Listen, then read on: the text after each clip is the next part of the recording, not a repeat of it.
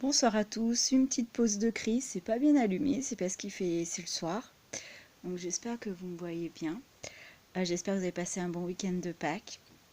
Je voulais vous parler, j'ai un petit peu arrêté les livres de développement personnel, j'avais besoin de faire un break, je me suis replongée dans mes livres. C'était un de mes défis de relire mes livres. Et j'ai eu un passage beaucoup au moment des Twilight, de lire des livres sur les loups-garous. Et donc j'ai lu en une semaine 3 bouquins, 3 énormes bouquins, de Brie d'Espagne. C'est Dark Divine, Lost Divine et Grâce Divine, qui ont été l'histoire de loups-garous. Voilà. Et ils sont vraiment superbes, ces livres. C'est vraiment c'est une histoire d'amour entre une fille normale de pasteur et un jeune homme qui en été un loup-garou. Voilà, je vous en dirai pas plus, ça dure 3 volumes, c'est magnifique. Et la relation entre ça et le développement personnel, c'est marrant parce que quand on lit des livres comme ceux-ci et qu'on est tombé dans le développement personnel, on retrouve des similitudes et on y prend des leçons, comme un livre de développement personnel.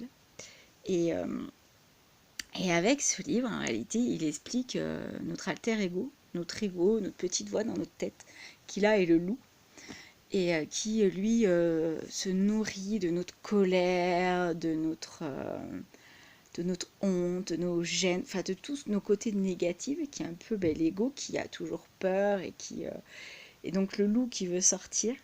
Et c'est un petit peu ça en réalité dans la vie de tous les jours. On a notre ego qui nous parle et qui nous bloque dans notre zone de confort pour pas en sortir parce qu'il a peur et il se protège de lui-même.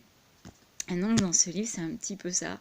Et on se rend compte que quand on est pur et que finalement on vit l'instant présent et qu'on arrive à se pardonner et à pardonner aux autres, et que si on arrive à voir les choses mais vraiment sous une vue sans jugement, et ben on arrive à être positif dans la vie. Et vraiment, il faut aimer les livres sur les loups-garous et tout ça. Mais vraiment, il est très bien. Et je voulais donc du coup vous en parler dans la petite pause de crise qui a un lien. Il y aura peut-être des livres qui n'ont rien à voir avec le développement personnel.